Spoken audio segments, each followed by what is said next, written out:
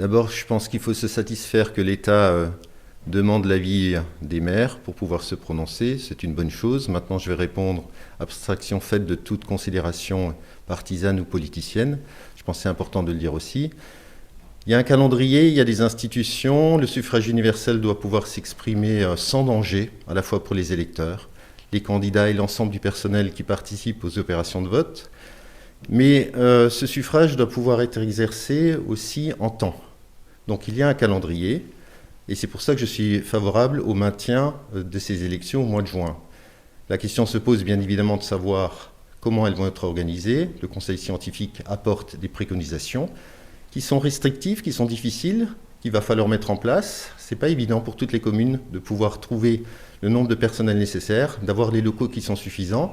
Il y a un double dépouillement, puisqu'on a les élections départementales et régionales, c'est important de le souligner aussi. Est-ce que le report au mois de septembre va apporter quelque chose de plus par rapport aux élections en juin? Peut-être au niveau du débat démocratique, en termes de vaccination aussi, mais est-ce qu'on va sortir dans une situation à l'été, à l'issue de l'été, est-ce qu'on va se retrouver dans une situation où le virus circulera un petit peu moins, où la circulation virale sera plus basse ou plus élevée, ça on ne le sait pas. Je pense qu'on peut très bien maintenir le scrutin, puisque dans d'autres pays dans l'Union européenne, il y a eu maintien d'élections les derniers mois, malgré ce contexte sanitaire. Après, le Conseil scientifique a quand même posé un certain nombre de contraintes, puisqu'il a notamment prévu l'obligation d'avoir des assesseurs qui soient vaccinés. Et ça me semble quand même très compliqué à mettre en place, notamment dans des communes comme les nôtres, où ce sont donc les membres du conseil municipal qui sont assesseurs et qui ne sont pour la plupart pas vaccinés.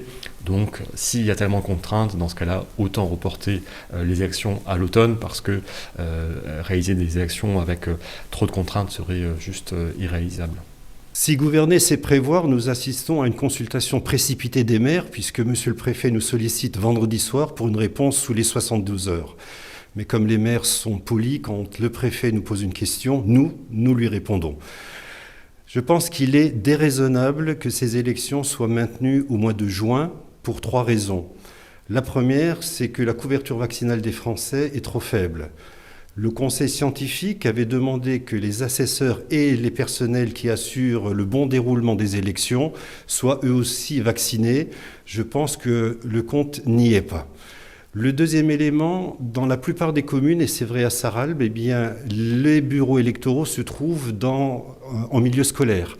Sur Sarralbe, sur 3 bureaux électoraux, nous en avons 2 en école maternelle et 1 au niveau du collège. Est-ce qu'il est vraiment raisonnable d'envoyer des flux, des centaines de personnes en milieu scolaire? Je ne le pense pas. Le troisième élément, je crois que nous allons assister, si ces élections sont maintenues au mois de juin, à un taux d'abstention énorme. Et quelle sera à ce moment-là la valeur de cette élection ? Pour toutes ces raisons, je pense qu'il est raisonnable que cette élection départementale et régionale soit reportée à début octobre, par exemple. Alors la question qui nous est clairement posée n'est pas forcément justement cette question juste de savoir si les élections doivent avoir lieu ou non, c'est vraiment de savoir si les préconisations rendues par le Conseil scientifique sont suffisantes à nos yeux pour pouvoir tenir ces scrutins. En ce sens, il me semble que ce n'est effectivement pas la bonne question, puisque la question véritable est de savoir est-ce que ces élections ont-elles réellement besoin d'avoir lieu cette année, étant donné le contexte sanitaire général. En ce sens, ma réponse serait non. Je pense que les élections peuvent être reportées, surtout que maintenant nous avons le recul par rapport à l'an passé, où là le recul n'était vraiment pas suffisant.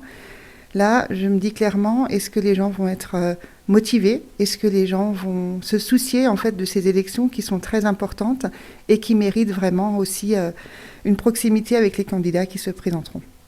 Écoutez, moi je me souviens de la polémique l'année dernière, il y a 1 an, suite aux élections en 2020. Et j'en retire une grande prudence qu'il faut avoir à ce sujet. Moi, je crois que c'est à l'État de prendre ses responsabilités pour différentes raisons.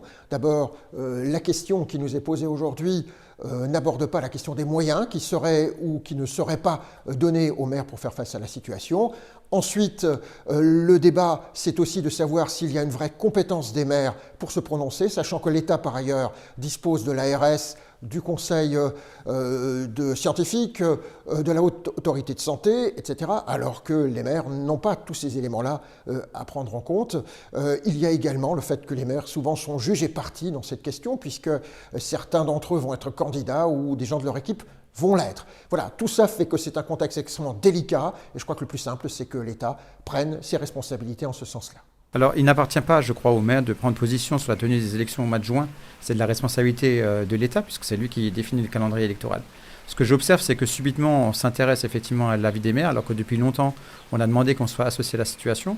Nous n'avons pas les éléments pour en juger aujourd'hui, et que surtout, il y a une forme de crise panique, c'est-à-dire qu'on s'aperçoit qu'il y a nécessité de les consulter maintenant, alors que l'élection est dans quelques semaines, qu'on a déjà défini des calendriers, notamment pour le dépôt des candidatures, et que l'on sait que la campagne pourra difficilement se tenir. Et je crois que d'avoir la méthode qui a été employée, c'est-à-dire consultation le vendredi en utilisant les canaux, les anciennes alertes météo pour un avis lundi matin, pour que finalement le gouvernement s'appuie sur les maires, notamment pour donner un avis négatif et demander le report des élections parce qu'il n'a pas le courage de prendre ces décisions, moi je pense que c'est effectivement pas respectueux de ce que sont les maires sur les territoires et que ça ne dénote pas d'une bonne entente entre l'État et les collectivités, ce que je crois les maires demandent depuis longtemps. Donc moi j'appelle, personnellement je ne donnerai pas mon avis parce que je n'ai pas les éléments qui me permettent de justifier de cette situation sanitaire et pour me positionner sur le maintien des élections. Et je crois que mes collègues maires seraient bien inspirés de faire la même chose. C'est pas à nous de nous positionner sur ces débats qui concernent le gouvernement, les ministres éclairés par le conseil scientifique.